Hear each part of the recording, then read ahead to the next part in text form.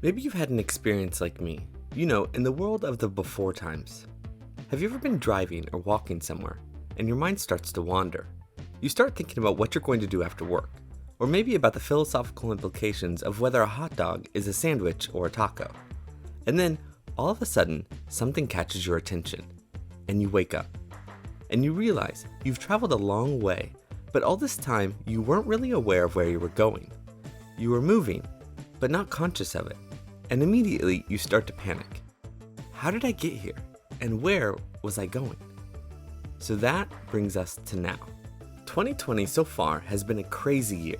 I think it's safe to say that everyone has been affected by it in one way or another. For some, it's been great. They've had extra time to spend with their families. For others, it's been an annoyance, forced to work from home and cancel all of their plans. But still, there are others who have felt their world turned upside down, losing their job, a loved one, or feeling like their voice has been silenced or that their identity or viewpoint is under threat. For each of us, 2020 has acted like a detour, waking us up to the world around us. Our lives, at one time or another, end up on autopilot, like a train locked to the rails underneath it. We wake up, go to work, come home, go to the gym, watch TV, eat dinner, go to bed, and repeat. But there are points in our lives, both good and bad, that shake them up. We wake up, look around, and take a moment to reflect. What was I doing? Where was I going? And do I still want to go there? This instance of hyper-awareness has given us a moment to breathe, question, and truly look at our lives. It's given us a rare opportunity to see the paths that lay before us, possibly for the first time in a long time. Maybe you've wanted to start a business, or write a book, start exercising, or even learn a new skill. Maybe you've had a moment to reflect on where your life was going, and you don't really like where that path leads. Or for some, maybe you've realized how much you miss your old life and how much you enjoyed it. We've each been given a small glimmer of hope amongst an onslaught of turmoil, and that has come in the form of a question. Do I want to keep walking in this direction?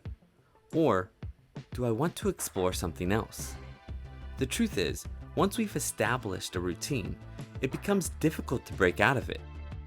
It's the thing that makes forming good habits so powerful and forming bad habits so insurmountable. As my good friend Newton said, an object in motion will stay in motion unless something acts upon it.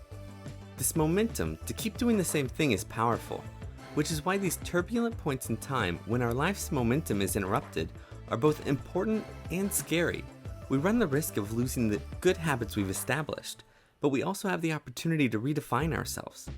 2020 has presented us with a great moment along with many bad ones. Now is the time when your brain is more awake than it usually is to what's going on around it. And now is a great opportunity to choose what rails you want to set your life on. Because the only thing we know for sure is that after enough time has passed, your life will be on rails again. And to be honest, I prefer not to have another 2020 in order to let everyone wake up again. So let's look back on 2020 as a year of introspection and change. A year that was meaningful and impactful, even if only in retrospect. As they say, hindsight is 2020. Thanks everyone. Don't forget to like and subscribe if you want to see more videos like this. Also, if you're interested in building better habits, check out this video. It covers a few of the lessons I learned from reading the book Atomic Habits by James Clear. Finally, let me know in the comments if you're thinking about creating a new business, learning something new, or just creating a new habit. I want to hear what you're up to.